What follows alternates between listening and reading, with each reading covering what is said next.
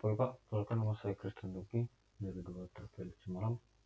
Kali ini saya akan melakukan praktikum asesmen dengan semester 2026. Oke, untuk soal pertama, ini kita disuruh untuk membuatkan bentuk tabel tidak normal dari dokumen di atas.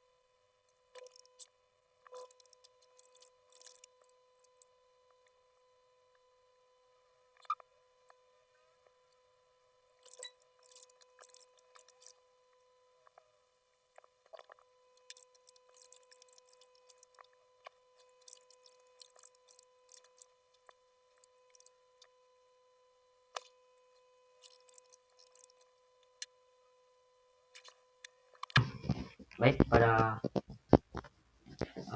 bentuk tidak normal itu tahap penangkapan data.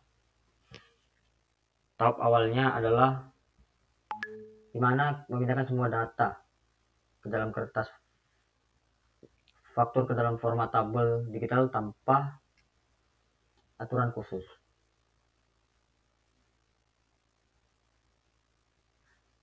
Lalu mengapa saya memasukkannya nomor faktur, tanggal, kode supplier, hingga lain-lainnya secara bersamaan? Karena tujuannya adalah untuk menangkap semua fakta yang ada dalam dokumen asli. Lalu pada bentuk 1NF sebenarnya sama dengan bentuk yang normal, namun di sini saya membedakan pada nomor faktur itu ada primary key-nya dan kode barang itu ada primary key-nya. Karena untuk masuk ke dalam 1NF itu memiliki syarat, yaitu data harus bersifat atomik, satu sel satu nilai atau memiliki identitas unik.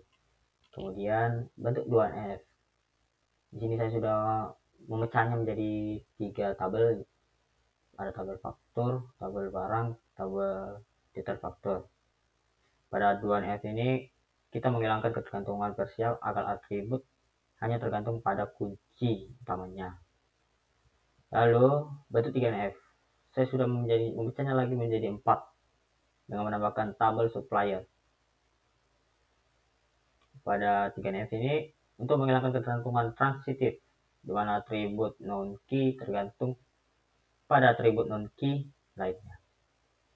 Lalu ada relasi antar tabel.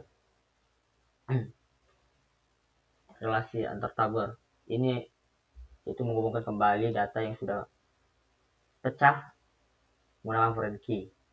Saya menghubungkan kode supplier di tabel faktur ke master supplier agar kita tahu siapa penjualnya. Saya menghubungkan nomor faktur dan kode barang ke dalam tabel detail agar kita tahu barang yang apa saja yang ada dalam faktur tersebut. Baik, saya akan melanjutkan ke D, yaitu melakukan penerapan dengan SQL dari hasil normalisasi yang diperoleh. Oke, untuk namanya database-nya saya akan membuat db ats versikum bbl nomor 1.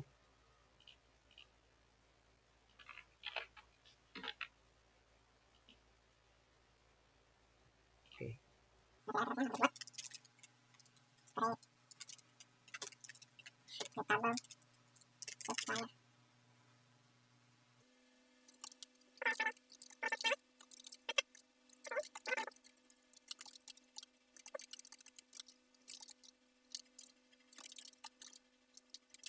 Saya membuat tabel suppliernya dengan kode supplier WhatsApp 10 sebagai primary key dan nama supplier juga, dan field nama supplier. Oke, seperti ini tabel suppliernya sudah dibuat. Selanjutnya kita akan membuat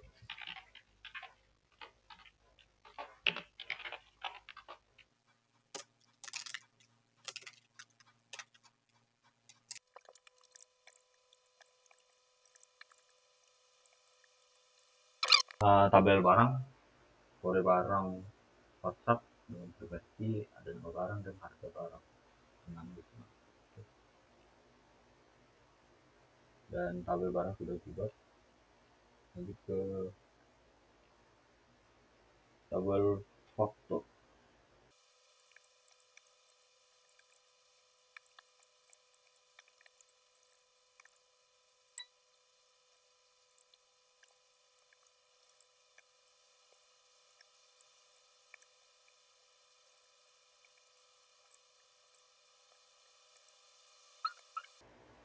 Oke, di sini saya membuat tabel faktur di mana nomor faktur itu sudah diketahui. Lalu saya memiliki foreign key supplier di tulis supplier, reference supplier. Oke, di sini kita tabel fakturnya sudah dibuat.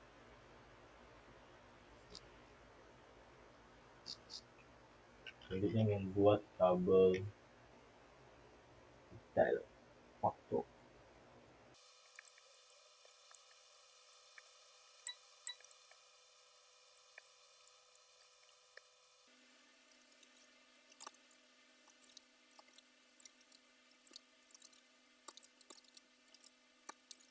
Jadi karena tabel ini itu mengambil field memiliki pada faktur, kita bisa membuat memiliki constant reference pada faktur dan juga mengambil memiliki pada barang. Jadi membuat constant reference key kode barang. Jadi kita oke, jadi tabel barang tabel faktur tersebut bila tampaknya. Lalu selanjutnya itu melakukan operasi di DML. Tabel normalisasi dan seluruh minimal 5 record data DML.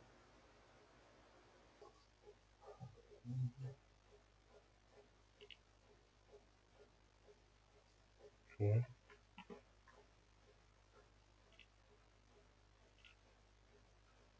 Untuk supplier sudah tentukan.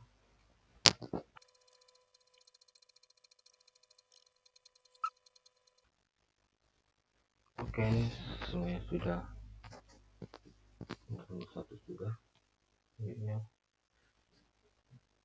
barusan melanjutkan soal nomor 2, itu membuat database dengan MongoDB. Oke.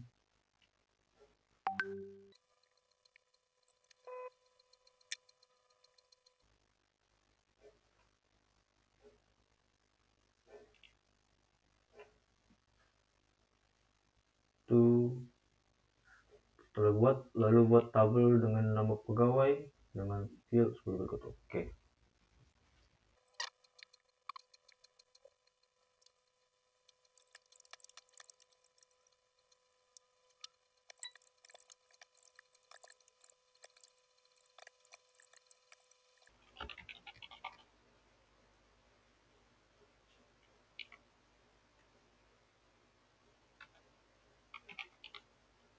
Oke, belum buat tabelnya sudah. Lalu kita lanjutkan dalam kemudian kita memasukkan datanya.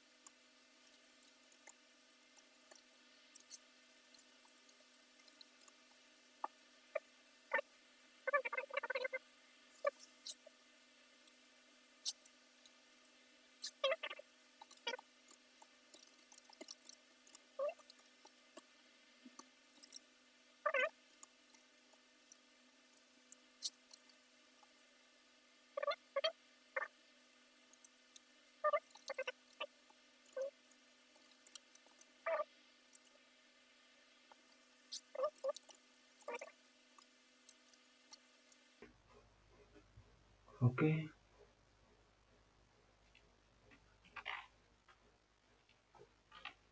Sudah selesai. Aduh.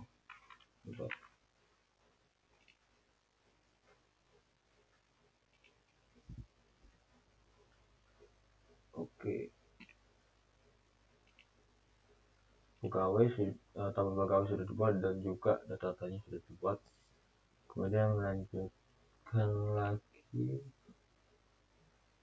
pada perintah itu yaitu menghapus dua record dengan ID 100.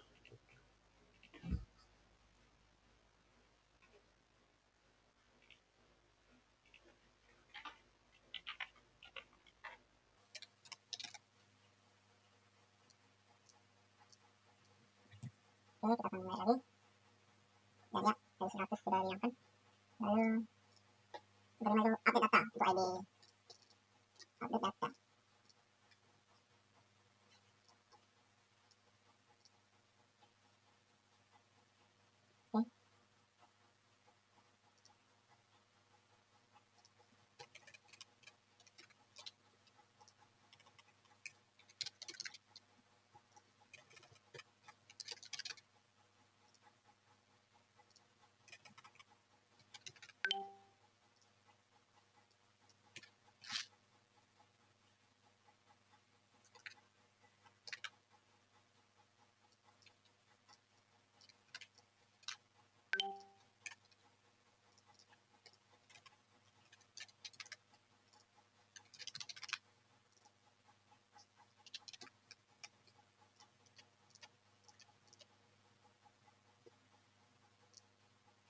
Oke, sudah dapat.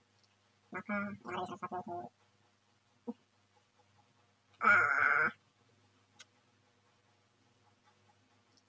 hebat. Hebat,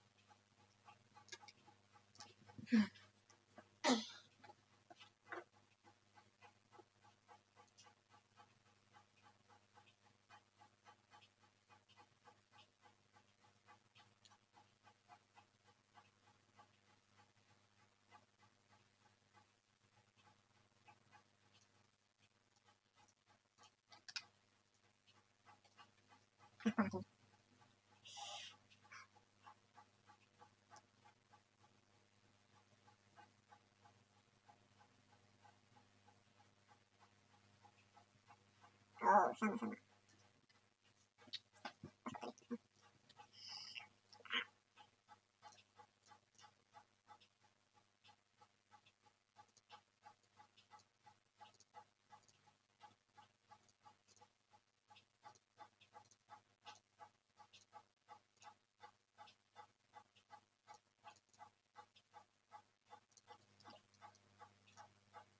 Oke.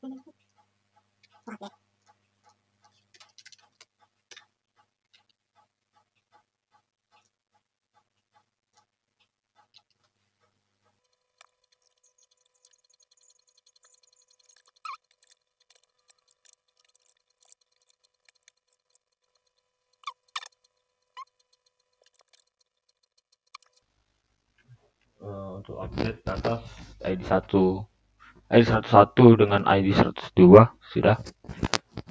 Baru saatnya melanjutkan yang nomor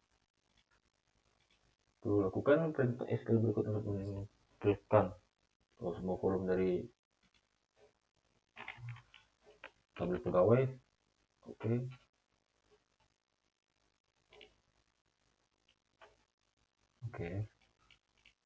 Lalu kolom nama dan gaji dari tabel pegawai. Kolom nama dan gaji dari tabel pegawai. Oke, select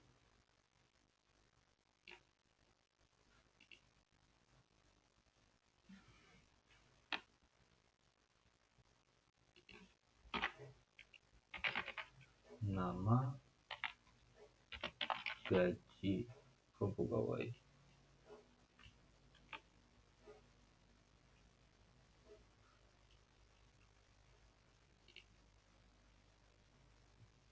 Oke, sudah. Lalu kolom nama dan alamat yang memiliki nama awal F. Oke. Nama dan alamat.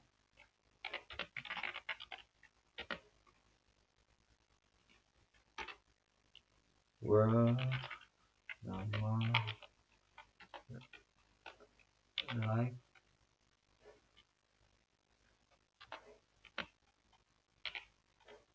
F.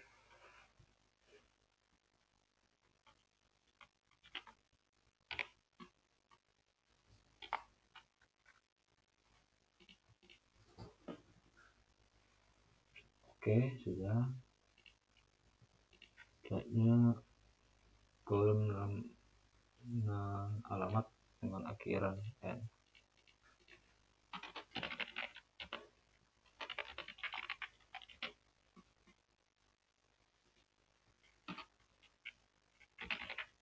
nama ya.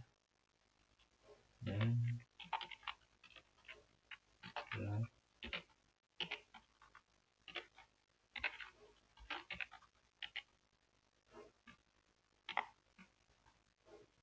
oke.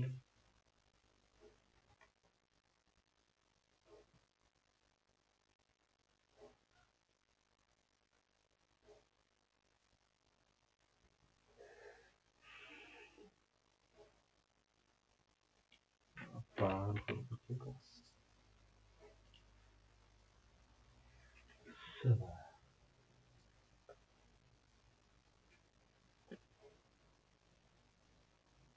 oh, ngapain ini gitu.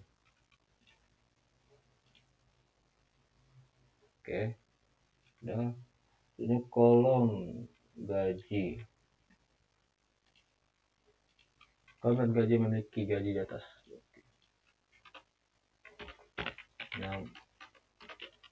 Nama gaji, di mana gaji di atas 500.000.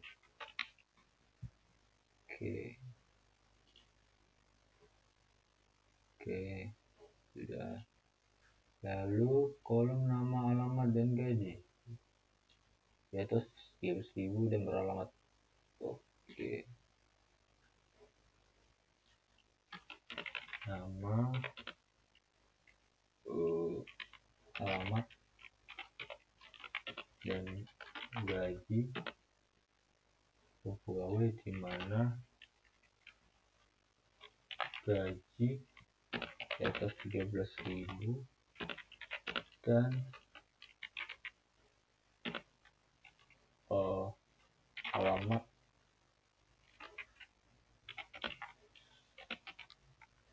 Surabaya.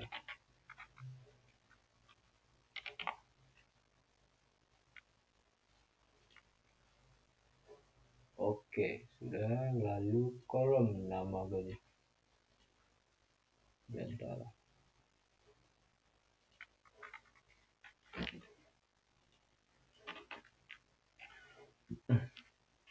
kolom nama gaji. Oke, kolom gaji, di mana gaji between 15 and 20.000.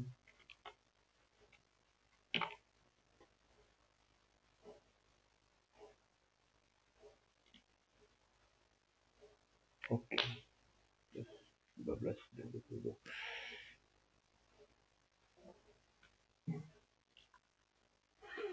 Lalu menampilkan max, min, dan rata-rata pegawai.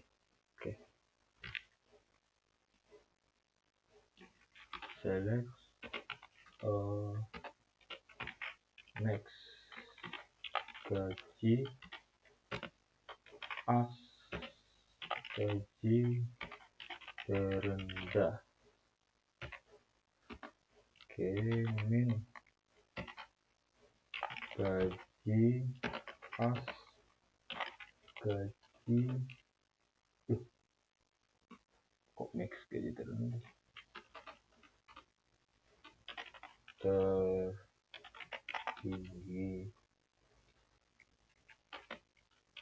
gaji terendah,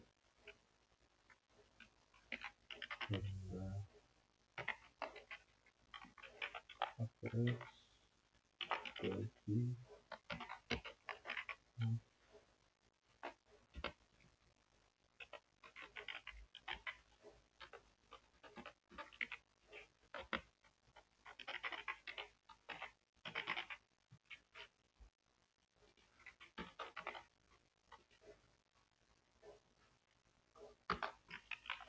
form pegawai.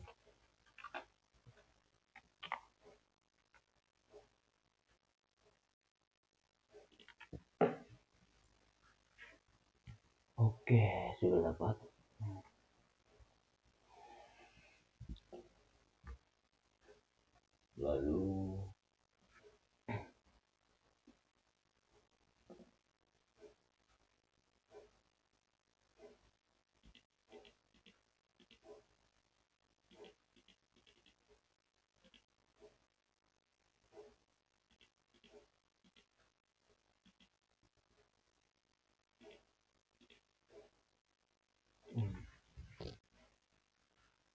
itu membuat database, lalu membuat tabel tidak.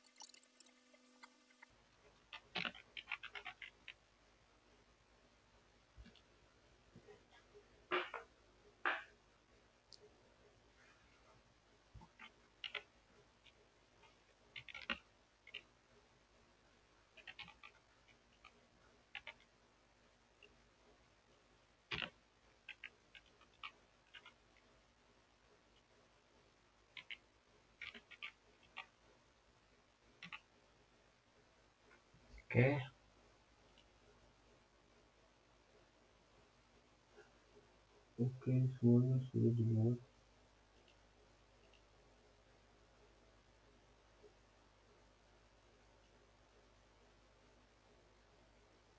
Lalu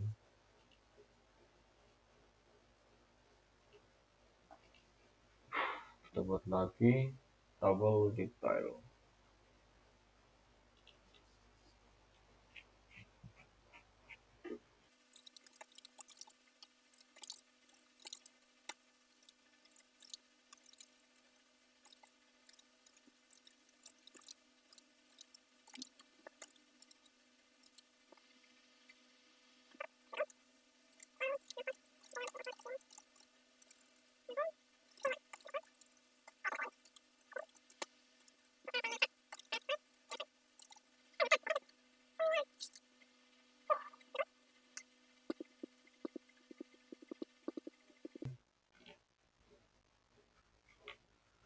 Detail pembeliannya sudah dibuat.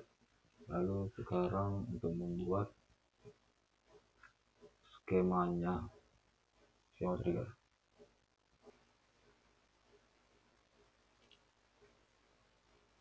Oke, untuk delimiter sudah dibuat. Lalu lanjut ke instruksi berikutnya, melakukan penambahan data ke detail pembeli.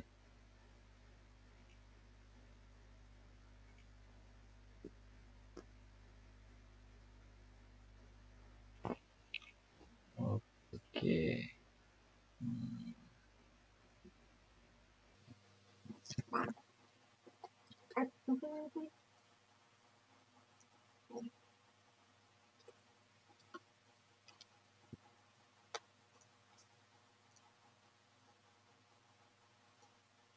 SQL nama data insert detail pembelian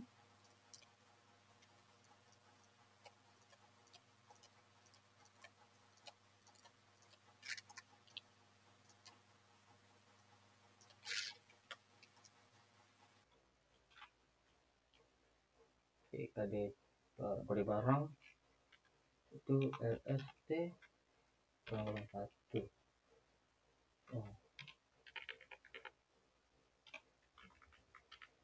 Lalu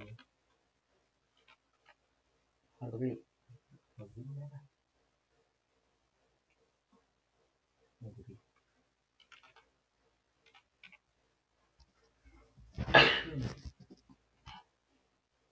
lalu harga jual 22.200, kemudian jumlahnya 5, lalu operatornya admin.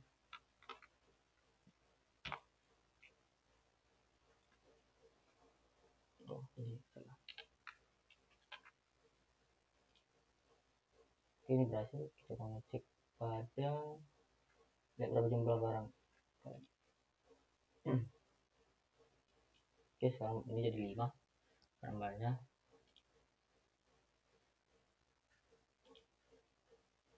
Ini juga 5. Lalu lakukan lagi untuk insert barang sampai 10. Oke.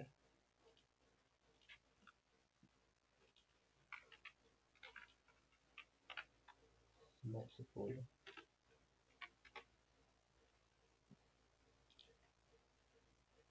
Oke, kita cek lagi di tabel barang dan ya nambah lagi, berikan penjelasan. Oke.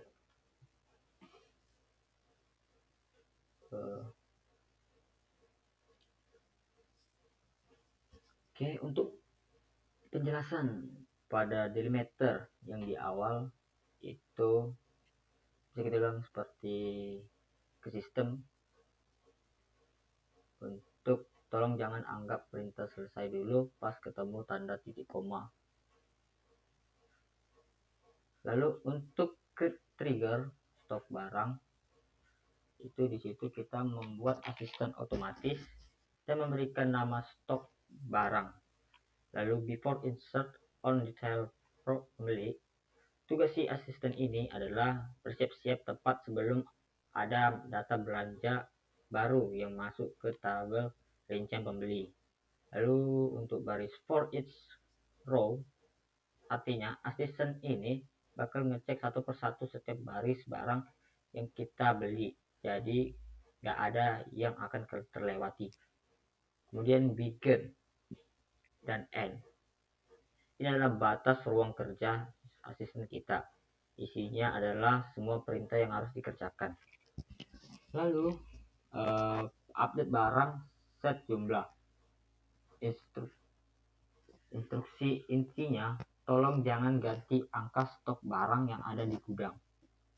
Lalu if is null dalam kurung jumlah 0 jumlah kurung.